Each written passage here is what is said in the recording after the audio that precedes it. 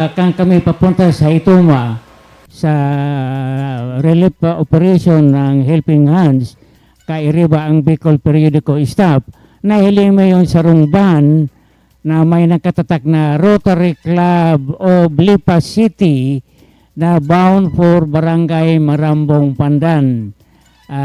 So Yes. far, NGO ito, ano, nakipag-coordinate daw tabi o nagpaisi sa opisina nyo tabi, Gob? Yes po. Actually, ang Rotary Club na iyan, talagang enot sa Rotary Club mismo ni Congressman Cesar Sarmiento sa Parañaque, and then na-meet ko man ang Rotary Club of Lipa. In fact, saro iyan sa naging donor na dati. They sent 500,000 para sa repair kang sarong ward sa EBMC. They're very much in touch with us kasi ang sarong officer dyan, si Engineer Sanchez, kang tagsadili kang halfway resort sa Pandan. Okay. Kaya masabutan taman. And then, we have a good relationship with them, nag-coordinate. Pero sabi ko nga kung kaya nyo naman sana, darahon diretso sa mga tao, why not?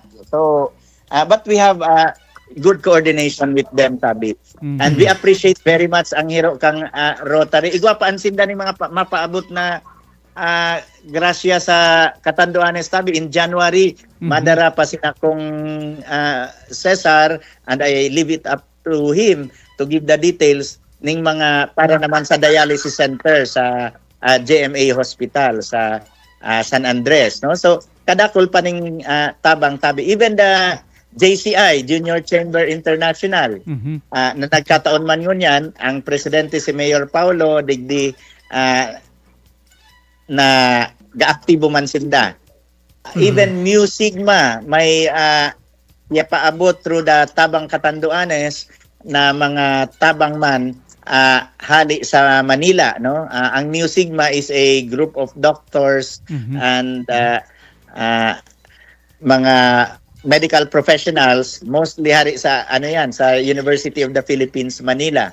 So igwa man sindang ipadara, no? So ang sakuya lang talaga permi is gusto ko, let's get it out there, diretso sa tao. And nagulat nga ni ang Palumbanes kasi immediately, and I would like to applaud the youth group, sina Marisol Sales sa Palumbanes, very active sinda, and sa inda kami nag-coordinate na sabi mi ipadarami na dyan diretso ang food packs. And then the other day nag-confirm naman, I think yung duwang rolyo ning high grade tarpaulin na trapal na ipadara naman duman, nakaabot na. And sabi ko inuton niya na lang tabi Marisol ang mga totally damaged, and at least igwa naman yung bubong. So, sinda na duman ang nag-cut tabi, rolyo minang pinadara. And Palumbanes is one of the most difficult na mapadarahaning tabang dahil isla nga ni Bagasinda. So, at least nakaarabot na duman diretso ang tabang. And we appreciate so much yung initiative kang private sector and international organizations. And ang magayon sa inda is they have a system na kampagdara diretso sa mga barabarangay. And it's a good practice. Sa 40 years ko sa Red Cross, I think it's good practice na arog ka iyan, no? All right. Dakulang tabang sa PLGU. Another